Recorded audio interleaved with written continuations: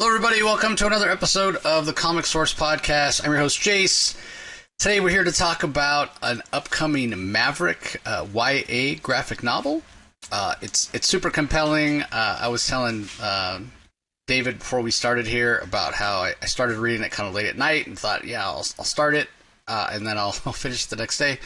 And I got sucked in, and I ended up reading, all 200 pages in one sitting. So I have the writer, David Pinckney, joining me today to talk about the book. It's really fun. It's called Sarah and Darah. Comes out later this year. I believe June 24th is the release date.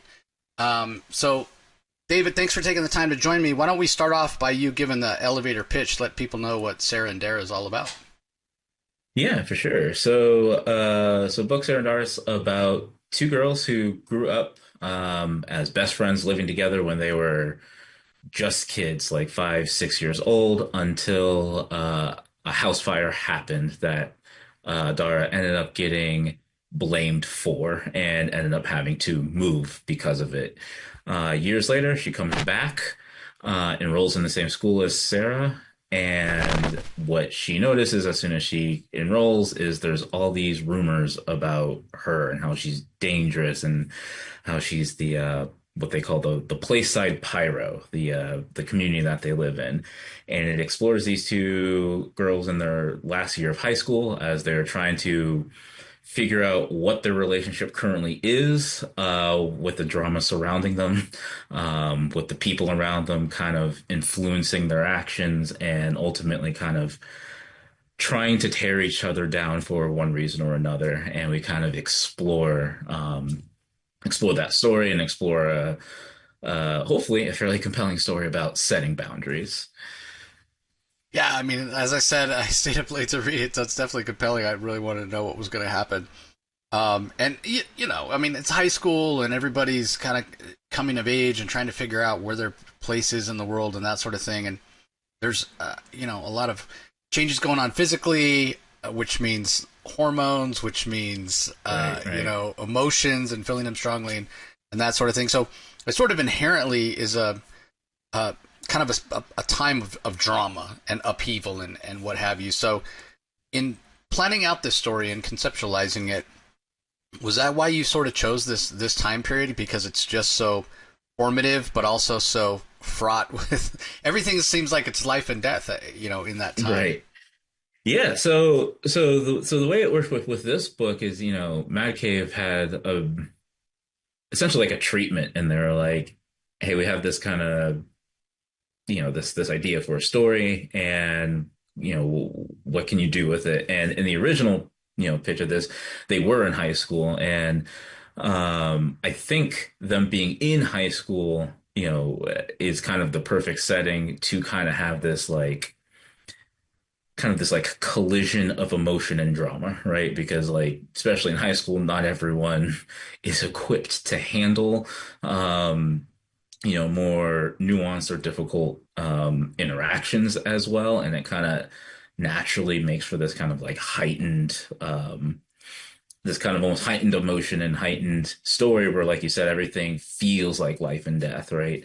Um, so yeah, I mean, the original concept just, that I got was that they were in high school, and I kind of loved that, and I felt that was, it was perfect. Yeah, I mean, as an older reader coming to this and thinking back to my years of drama-filled high school, and seeing what was important to this generation, because I think you channeled that very well. And there are some things that are, sort of universal and the relatable. The whole idea of cliques and the popular kids and the not so popular kids and fitting in and all that. But I found it felt very authentic, right? Mhm. That idea of wanting to be popular and peer pressure is certainly a thing. But the Yeah. other thing that struck me was you did a really good job of finding different voices and kind of representing kind of different points of view. Some of the Mhm. kids in the book tend to, like you mentioned, a little more mature in the ability to set boundaries, like right from the start.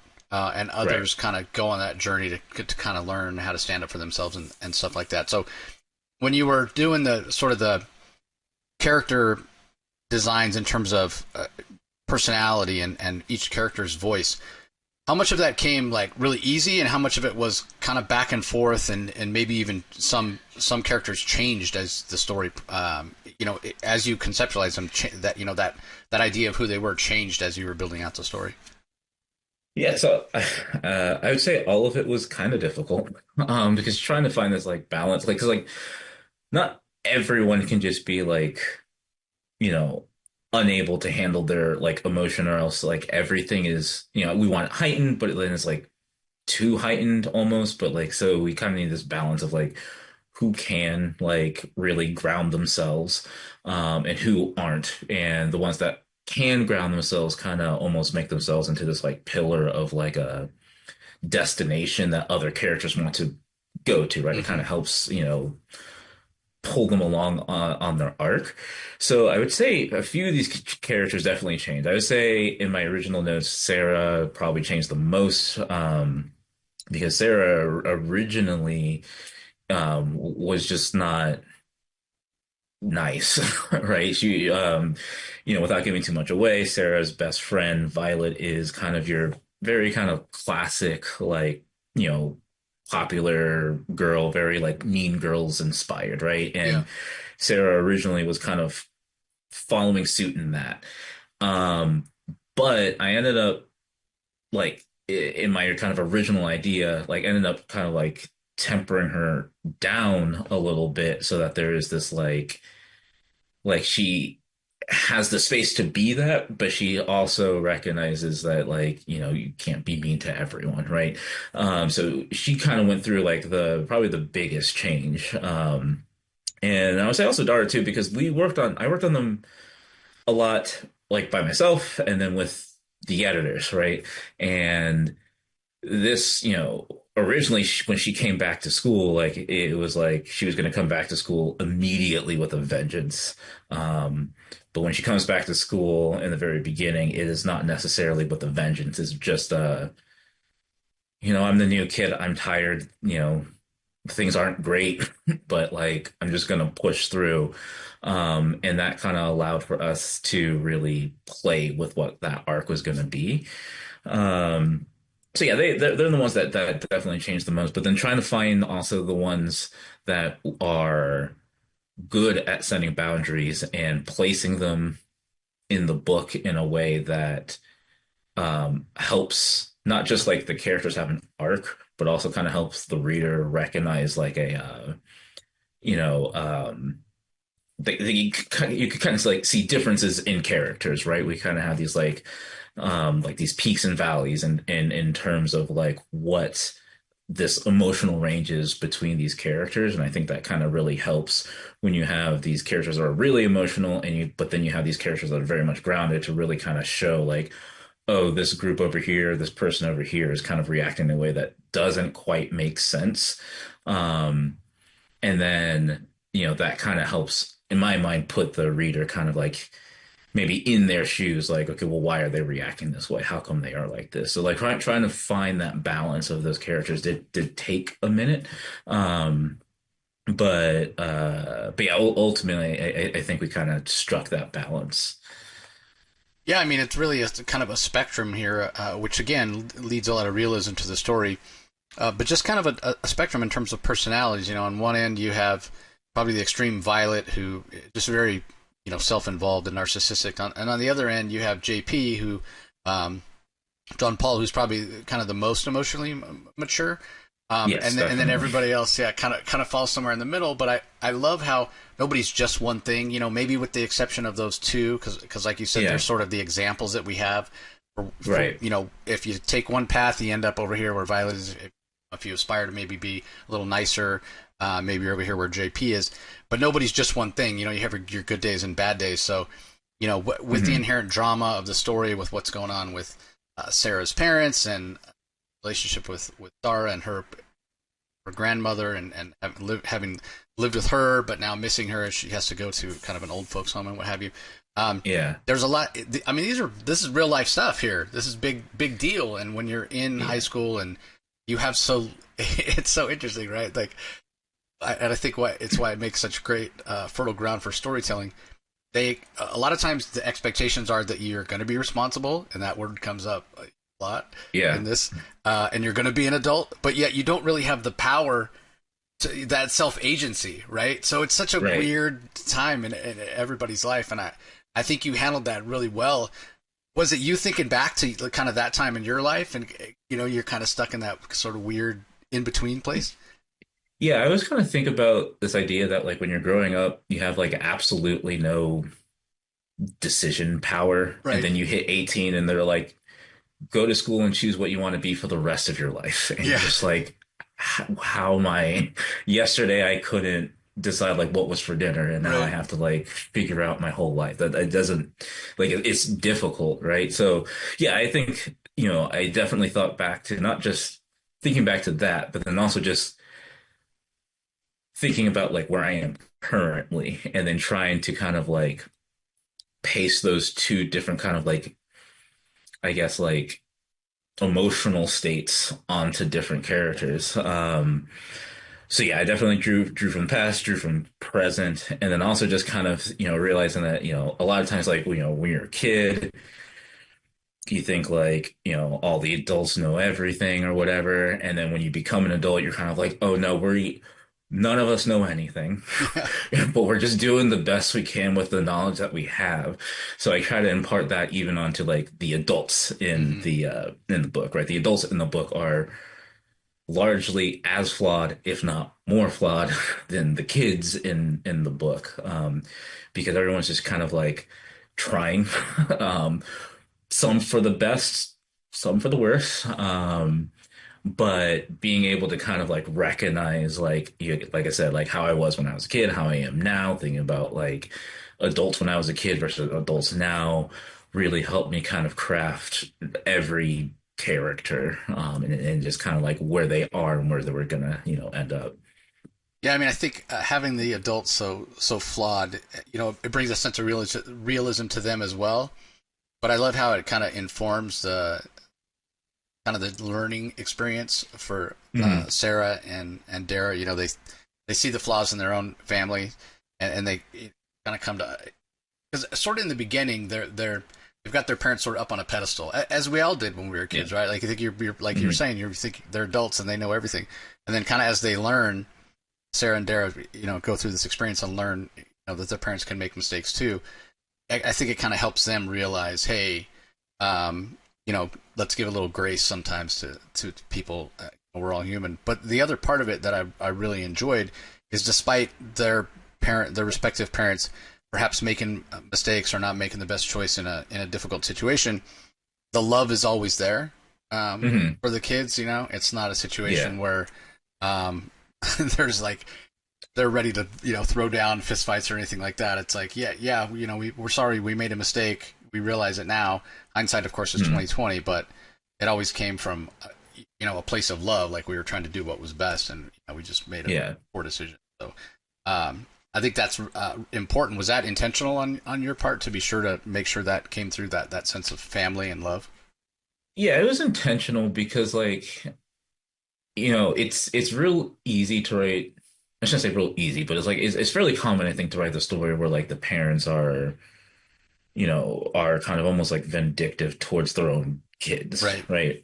But I think it is personally a little bit more interesting when like maybe the parents aren't necessarily great people, but they have this like almost like militant like love for their kids. So there's Hmm. like because then what it kind of shows is like, this person has multitudes, right? They're doing bad things, but they are also capable of like loving someone. They're capable of something good. It kind of like forces that character to have like, you a little bit of range there. And Hmm. then also what it does for so the kids specifically is it starts to make them recognize certain things, right? Like, you know, they're seeing their parents make mistakes, but they're also recognizing that they're being loved. And then they can also recognize that, like, oh, like someone can do a good thing, but also make really bad choices, right? And then like what does, have the kids just recognize like what does that mean for me? Like what do I, what am I learning from that? So it was definitely like an intent to kind of keep it that way, or to have them that way, because I really thought it was a good way to kind of show how to start setting boundaries. Mhm. Boundaries is a big piece, I think, of this, I guess, thematically, of the book. And I think setting boundaries is hard. And then setting boundaries is even harder with the people that are like closest to you, Right. right? Yeah. So it makes for these kind of like, I think, interesting kind of like mental obstacles to kind of try to like navigate. Yeah. I mean, I think when it comes down to it, nobody's just one thing, right? Like Yeah, your job, you're an employee, and then at home, you could be, a husband, a brother, right. son, like all those different things. We all have different roles we play. Um, but to your point of setting boundaries and it being tough, it goes back to what we were talking about earlier. With at that age, you don't necessarily have a lot of agency, but being able to see that, hey, I know my parents love me, but they've done something that's hurt me, and I need to be able to say say something and just not have my entire life dictated to me. Right. It's a valuable lesson, and obviously this is aimed at kind of a young adult audience, and I think it's an important lesson to learn for sure. When it comes to the artist on the book, Pia Prado, she's got a very clean style, a lot Mhm. of expression in the face, almost like a manga inspired at times. Yeah. It doesn't go extreme with like the giant eyes or whatever, but she does a fantastic job. But like I said, a very clean style. Was she someone you knew before? Did Mad Cave put you together? What was the collaboration like? Honestly, yeah, Mad Cave put us together. This book, I was I if I remember correctly, I was a couple chapters deep before Pia got brought onto the project. And at the time, I can't remember if it was Lauren or Dine, but one of the editors um sent me Pia's link, and I, looked through her artwork and whatnot, and I was like, oh, yeah, I definitely like this. And they're like, okay, good, because like I think this is who we want to have on the book. Uh, and yeah, I think that, yeah, like her style is very, like you said, is almost like manga style, very clean. And it does leave some like really cool kind of like expressive, panels and whatnot, and some interesting faces that you can see, especially in like the backgrounds and whatnot. Yeah. Was it a situation where you kind of had an idea in your head of what these characters look like, or was it a back and forth with Pia, or did you just let turn her loose and let her use her talents? How did we get the look of the respective characters? Honestly, I was just like, I'm gonna leave this in the hands of the artists and the editors, because I think at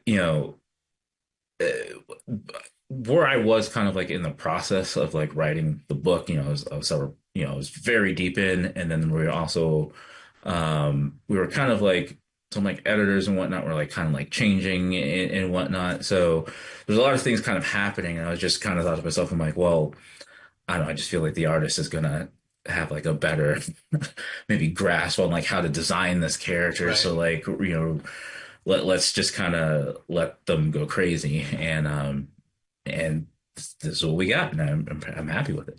Yeah, fantastic. Again, not only a variety of personalities, but a variety of looks and what have you, which is really great. Um, Yeah. One of the things that I'm curious about, we mentioned JP, we mentioned Violet, and it's a big cast, everybody. But again, Pia does such a great job. It's never a situation where you're like, sometimes, especially in superhero books, characters can tend to look alike if they all are wearing Yeah. like the same domino mask or whatever, and you're like, wait, who's this talking? If it's a close up, Right. you never have to worry about that here because they've all got a distinctive, like, kind of facial features and hairstyles and what have you. But I wonder in terms of the voices, the words you're scripting for them. Mhm. Was there somebody that was easier or more fun to write? Did you, I mean, I know it's like asking, hey, who's your favorite kid? But is there one that, Right. that stands out that was you just loved? S- So Darah was definitely my favorite. to Okay. write. I feel like she is the closest almost to like my voice, Yeah. a little Gotcha. bit like Yeah. kind of like a dry humor, sarcastic. Yeah. So uh, that one, she came the easiest, and I had like kind of the most fun with.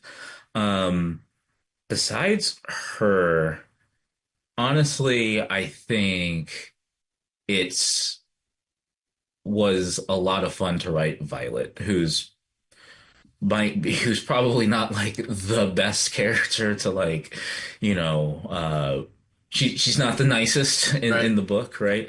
But there is something fun about kind of like writing that kind of like, mean girl-esque Yeah. character Completely and over the top. how, yeah, and how like wildly dramatic, she can be like referring to like being put in detention as being like unlawful detainment and she has rights, Yeah. she's so like extreme. And then like the characters around her, since she's so popular, they all want to, be with her. She's just like everyone around her is like, oh yeah, that what you're saying totally makes sense. And it absolutely just does not. So yeah, I think those two are probably my favorites to write. Yeah. Vi was a lot of fun. I think for me, I mean, I see, parts of myself in Dara and Sarah, but I think Mhm. maybe Max was might have been my favorite because he's Max, more of a yeah. supporting character like some of these others that we're talking about, Taylor and JP and whatnot. But he sort of, other than Sarah and Dara, he sort of has the biggest change. He goes on a Yeah. journey as well, which I Mhm. which I really enjoyed because he was a little bit over the top in the beginning as well, Yeah. and to see him kind of like grow was kind of rewarding because he didn't necessarily have the same, let's say, baggage, or Mhm. trauma or situation. It was a little more extreme for Sarah and Dara, um, Yeah. but yet he still kind of took the lessons that they were, he saw their situation and he kind of learned the lesson as well. And yeah, I really dug Max's arc as well. Yeah, I'm happy to hear that because yeah, Max, I think obviously like the title characters are going to have some sort of arc, right? And then you Right. have these supporting casts, and like you said, it's a decently large cast. I feel like most characters get like their time to shine, and but it's hard to necessarily arc out every single character, Right. Oh right? yeah. So I really did want to have another character that wasn't like the title characters also have this arc because then you can have a character that's kind of like running parallel and you're Hmm. kind of seeing like which side do they fall essentially like as they're as they are kind of like growing as a character like who are you going to end up being more like what are you learning anything um so yeah, I'm happy that came across well. Yeah, the other thing that really struck me was, we're talking about realism and how there's a lot of relatability with boundaries and sort of the drama and emotion of young adults. This doesn't tie up with this like nice, neat bow, happy ending kind of thing, Hmm. and I really appreciate that as well because that brought some realism, um, but it also set it up where you could perhaps come back to these characters again, like maybe when they're in college or what have you, and Hmm. and tell more stories. Like because I'm kind of curious to see what would happen next. So if you had the opportunity, would you like to come back to these characters? Sort of where are they now, 2-3 years down the road? Yeah, I think of course. If there was like a good compelling story for it, Right. yeah, absolutely for sure. I do, without spoiling how the book ends, you're right. It's not like the cleanest, Yeah. right? But that was intentional. There was a thing that talked to editors about like maybe we do this because I do think it like points to like a really, in my opinion anyway, a little bit biased, a really good message towards the end. Again about boundaries. Um, so that's all to say that if there was like a good compelling story, I think absolutely I would come back to Wright's characters and see like what have they learned, what did they take away from the experience where they are now, did they change, like all that. Yeah, I can see that. I can see that. Yeah, fantastic. Well, you got to read the first chapter, everybody, in case there's more to come. Again, highly recommended. Going to be out June 24th. You can go pre-order it right now on the Mad Cave website or Amazon. I'll put some links in the show notes so you can go and check that out. And then as far as you, David, where's the best place to follow your work online? Are you active on social media and what have you? So I'm one of the weird ones that doesn't really do a whole lot of social media, kind of abandoned it for a while there. But my website, you can go to my portfolio, dpinckney.myportfolio.com, or you can go to uh, davidpinckney.com to follow me, all the stuff I'm doing on either of those sites. I did set up a Blue Sky. I'm David at I'm David P. I haven't really used it much, but like it's floating in the back of my mind that like maybe I hop on there and do some stuff. Cool. Well, I'll put a link to David's website in the show notes as well, everybody. So if you want to go check out his work, previous things he's written and what have you, you can go there. So as we're winding down here, David, anything else to share with our audience? No, one, thanks for having me on here, and two, for anyone that does pick up the book, I really hope that you enjoy it. I think that we kind of put together something pretty fun with some good messages there, and hopefully anyone who reads it, I think of all ages, really, hopefully you learn something, picks up from it, and hopefully it's a good one. Yeah, again, definitely recommend it, especially if you have younger readers. Maybe even a little younger than these characters. It is aimed at young adults, but, you have like a 10, 11-year-old, maybe a little old for a bedtime story, but to read this together, it doesn't necessarily have to be as a bedtime story, but to engender conversations as they're about to enter that part of their life. I think there's a lot of value in that as well. I could see this being like taught, kind of in junior high or maybe freshman year. To be able to talk about some of the themes that are really important, like we discussed, boundaries and how nobody's just one thing and fitting in and empathy and kindness and all that. They're very, very valuable lessons. So again, David, best of luck. Hope the book does really, really well. And I appreciate you taking the time to talk to me about it today. Yeah, thank you. Appreciate you having me on. And to everybody out there in the audience, on behalf of David and myself, I want to thank you for joining us. We really appreciate it. Whether you're tuning in on YouTube or listening to the audio-only podcast, we really appreciate the support. So that's going to do it for this episode, everybody, and we'll talk to you on the next one. Thanks.